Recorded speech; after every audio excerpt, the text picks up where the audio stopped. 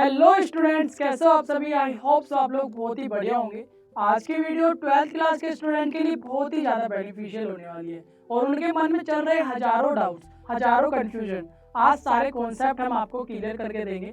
क्योंकि आज की वीडियो में हम लोग डिस्कस करने वाले हैं कितने इंपॉर्टेंट टॉपिक पर जो कि हर एक 12th क्लास के स्टूडेंट के मन में चल रहा होता है। 12th क्लास के बाद हमें समझ ही नहीं आता कि सर हम लोगों को कौन सा कोर्स करना चाहिए। हमें यही नहीं पता कि किस कोर्स को करने से हमारा जो करियर है, हमारा जो फ्यूचर है वो ब्राइट होगा।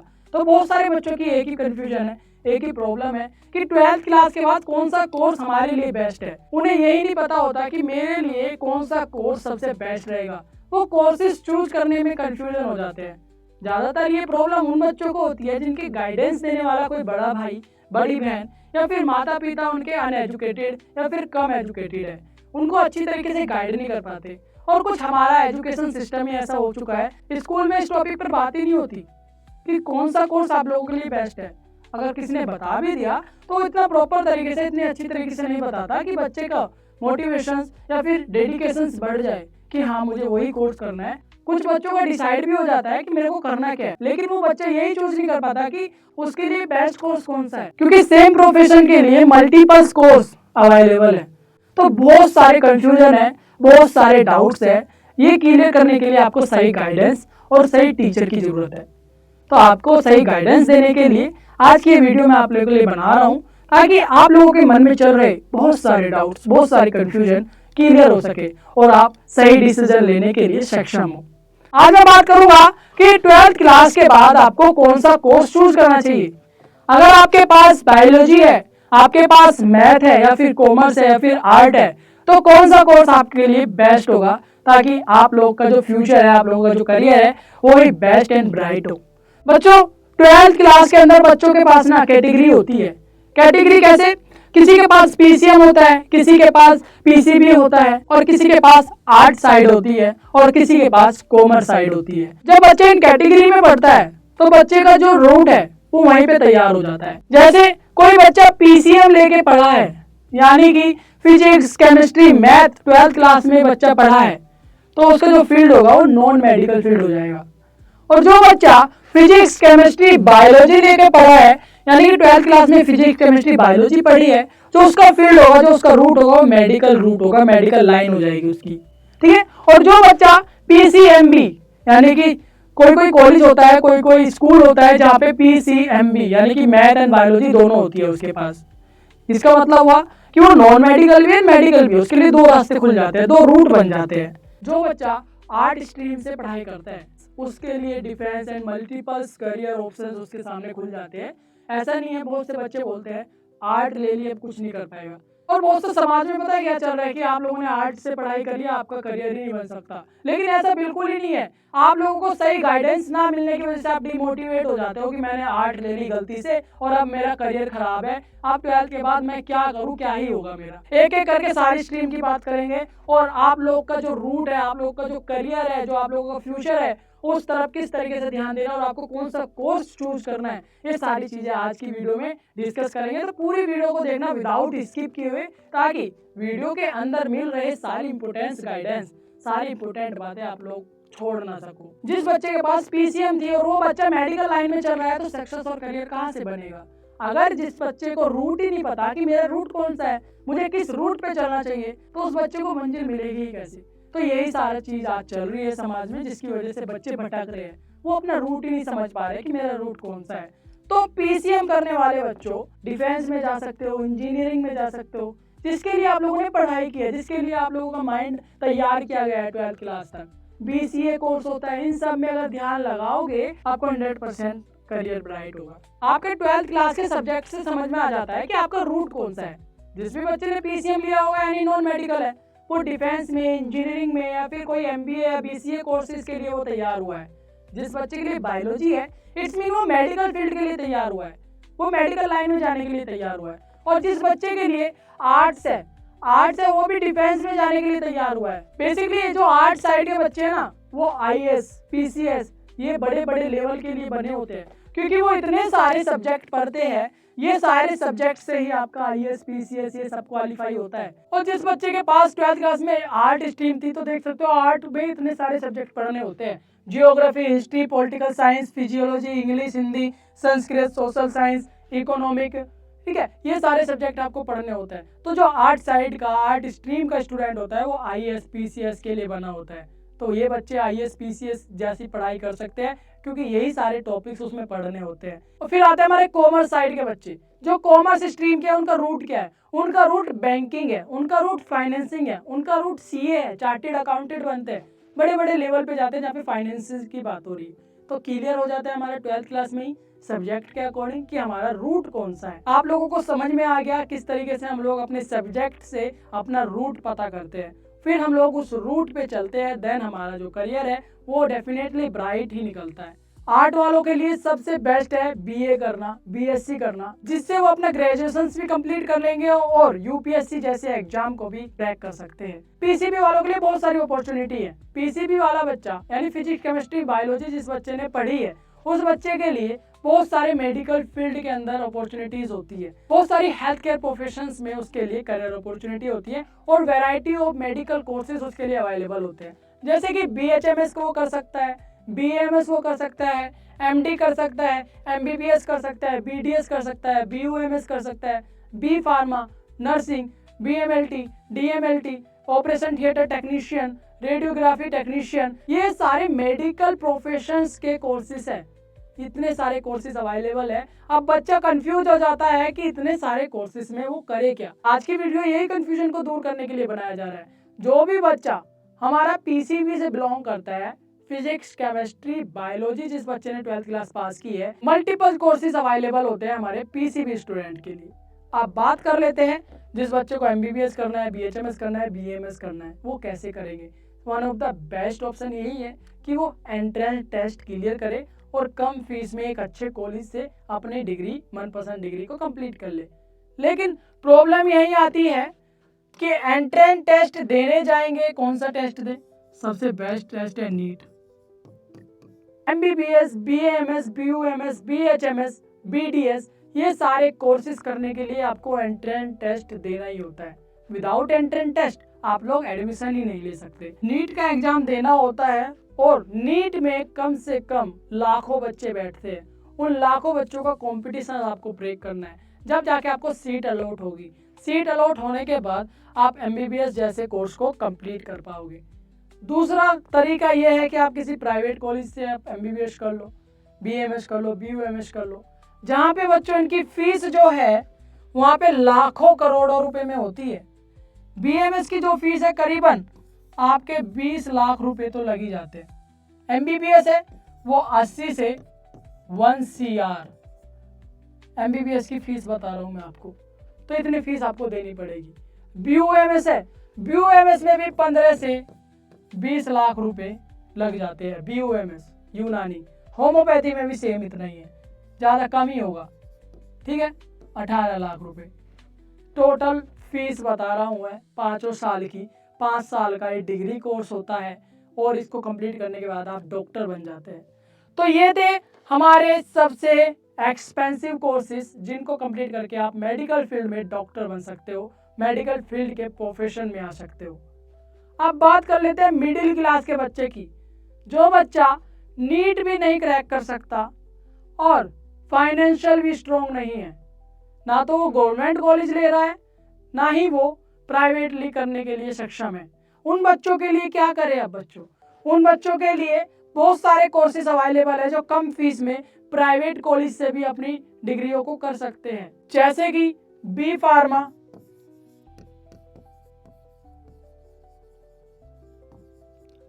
D pharma,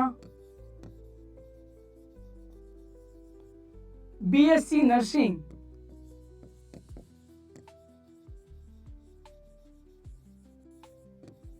BSc nursing, BMLT, DMLT, OT और भी बहुत सारे paramedicals and technical courses available है जिन्हें कंप्लीट कर कम फीस पर आप लोग मेडिकल प्रोफेशन में अपना करियर बना सकते हो। अगर आप नीट क्वालिफाई करते हो तो one of the best course आप लोगों को करने को मिलेगा एमबीबीएस। अगर आप नीट क्वालिफाई कर देते हो तो एमबीबीएस से बढ़िया आप लोगों के लिए कोई कोर्स है ही नहीं। एमबीबीएस के बाद one of the best course है हमारा बीएएमएस। BMS आप कर सकते हो नीट क्वालिफाई करके, या फिर प्राइवेट भी कर सकते हो। मैंने खर्चा आप लोगों को बता ही दिया। अगर आप नीट क्वालिफाई करते हो तो आपकी फीस जो है वो ना के बराबर ही लगेगी। अगर आप लोग नीट नहीं दे रहे हो, डायरेक्ट एडमिशन ले रहे हो, तो आपके लिए one of the best course है, या तो आप बी फार्मा करें या फिर BSc नर्सिंग करें। बी फार्मा और BSc नर्सिंग में अंतर क्या है? अगर आप लोग नीट नहीं दे पा रहे हो, या फिर आपके पास उतना पैसा नहीं है कि प्राइवेट कॉलेज से डॉक्टरेट डिग्री करे, MBBS BMS BUMS जैसी डिग्री करे, तो one of the best course है नर्सिंग एंड बी फार्मा। इनसे बेस्ट कोर्स आप लोगों के लिए मुझे नहीं लगता कुछ होगा। अब इन दोनों में फर्क क्या है बच्चों, मैं बता दूं। बी फार्मा जो है ये भी अंडर ग्रेजुएट कोर्स है, और जो BSc नर्सिंग है ये भी अंडर ग्रेजुएट कोर्स है। दोनों कोर्स को कर कर ही आप ग्रेजुएट हो जाते हो, और दोनों ही मेडिकल फील्ड के कोर्स है। तो जो हमारे नर्सिंग है वो हमारे पेशेंट की केयर करते हैं, हॉस्पिटल में जॉब करते हैं। और जो हमारे फार्मासिस्ट होते हैं इनका काम होता है मेडिसिन की फॉर्मेशन करना, मेडिसिन का प्रोडक्शन करना, मेडिसिन को बनाना। दोनों में क्लियरिटी आ गई। अब बात कर लो इनकी फीस कितनी लगती है बच्चों। बी फार्मा करने में आपको कितनी फीस देनी पड़ेगी कॉलेज को, आप प्राइवेट कॉलेज से अगर आप करोगे तो। बी फार्मा कोर्स की जो पूरी फीस लग रही है बच्चों 40,000 से 1 लाख रुपए पर एनम, यानी 4 साल का कोर्स है। अगर आप लोग 1 लाख रुपए किसी कॉलेज में दे रहे हो, डिपेंड करता है, वेरी करता है किस कॉलेज में आप एडमिशन ले रहे हो। अच्छे से अच्छे कॉलेज अगर आप कर रहे हो तो आपका ज़्यादा से ज़्यादा 1,20,000 या फिर 1 लाख रुपए आपको पर एनम देना पड़ेगा, 1 साल का 1 लाख रुपए। अगर आप नॉर्मल कॉलेज से कर रहे हो, या फिर आपके जान पहचान में कोई कॉलेज है जहाँ पे फीस कम लग रही है, तो 40,000 रुपए से लेकर 1 लाख रुपए तक की फीस होती है। डिपेंड करता है किस कॉलेज में और कैसे कॉलेज में आप एडमिशन ले रहे हो। 40,000 रुपए पर एनम भी कॉलेज है, 1 लाख रुपए पर एनम भी कॉलेज है बी फार्मा के लिए। 4 साल का ये डिग्री कोर्स होता है बच्चों, 4 साल आपको देना पड़ेगा जब जाके आपकी बी फार्मा कंप्लीट होगी। और जब आपकी जॉब लगेगी तो 2 लाख रुपए से लेके 5 लाख रुपए पर एनम। ये भी डिपेंड करता है कि आपकी स्किल कैसी है, आप लोगों ने बी फार्मा में पढ़ाई कैसे करी है, कितना आप लोगों ने सीखा है, उसके बेस पर आपकी सैलरी डिसाइड होती है। और जो सैलरी होती है मिनिमम 2 लाख रुपए और हाईएस्ट जाती है 5 लाख रुपए पर एनम। तो ये था बी फार्मा का एक बेसिक डिटेल। फीस आपकी 40,000 से 1 लाख रुपए के बीच में लगेगी। टाइम ड्यूरेशन आपको 4 साल का देना पड़ेगा। जो आपको सैलरी मिलेगी जॉब लगने के बाद 2 लाख से 5 लाख के बीच में आपकी सैलरी डिसाइड की जाएगी। वो डिपेंड करेगा आपकी स्किल पर, आपकी नॉलेज पर। बी फार्मा में एडमिशन लेना है तो इसका एडमिशन क्राइटेरिया क्या होता है? तो एडमिशन क्राइटेरिया बच्चों, आप लोगों के पास क्लास 12th में PCB होना चाहिए या फिर PCM होना चाहिए। बी फार्मा में एडमिशन लेने के लिए आपके पास 12th क्लास में या तो PCB होना चाहिए या फिर PCM होना चाहिए। अगर इन दोनों स्ट्रीम में से आप लोगों ने 12th क्लास पास की है तभी आप लोग बी फार्मा में एडमिशन ले सकते हो। दूसरा क्राइटेरिया ये है कि आपकी जो एज है वो 17 साल की होनी चाहिए, इससे कम नहीं होनी चाहिए। मिनिमम 17, 17.5 साल अगर आपकी हुई तो आप लोगों को बी फार्मा में एडमिशन मिल जाएगा। एडमिशन लेने के लिए भी इसमें एंट्रेंस टेस्ट लगता है, प्लस डायरेक्ट भी आपका एडमिशन हो जाता है।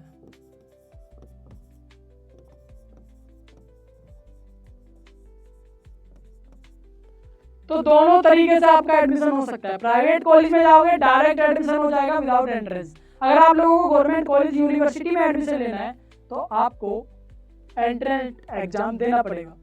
जैसे कि MBBS के लिए नीट देना होता है, इसी तरीके से फार्मा में एडमिशन लेने के लिए GPAT देना होता है। GPAT एक एंट्रेंस टेस्ट है जिसको देकर आप बी फार्मा जैसी डिग्री में एडमिशन ले सकते हो। जैसे बी फार्मा 4 साल का डिग्री कोर्स है, उसी प्रकार से बी फार्मा का एक छोटा भाई बोल सकते हो डी फार्मा, डिप्लोमा कोर्स भी होता है। इस कोर्स को करके आप मेडिकल तो खोल सकते हो लेकिन आप ग्रेजुएट नहीं होंगे, ठीक है।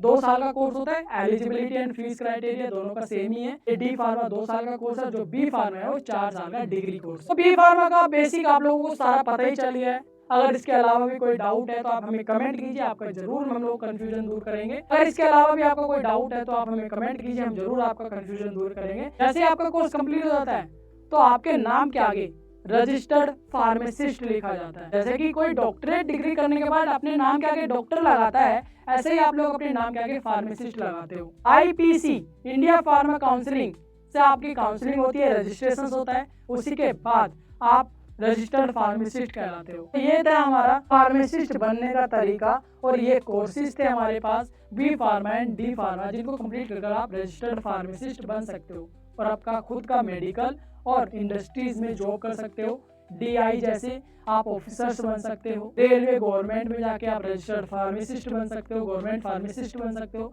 बहुत सारे करियर अपॉर्चुनिटीज है हमारे आफ्टर फार्मेसी कंप्लीट करने के। यहाँ पे देख पा रहे हो क्वालिटी कंट्रोल, जो कि हमारे इंडस्ट्रीज के अंदर ही डिपार्टमेंट होता है। R&D रिसर्च एंड डेवलपमेंट एक डिपार्टमेंट होता है। क्वालिटी एश्योरेंस एंड प्रोडक्शन एक डिपार्टमेंट होता है, जहाँ पे आपको जॉब मिलती है। सैलरी में आपसे डिस्कस कर ही चुका हूँ, 2 लाख से 5 लाख रुपए पर एनम आपकी सैलरी होती है। डिसाइड करता है आप में कितना नॉलेज है और कितनी आपकी स्किल है।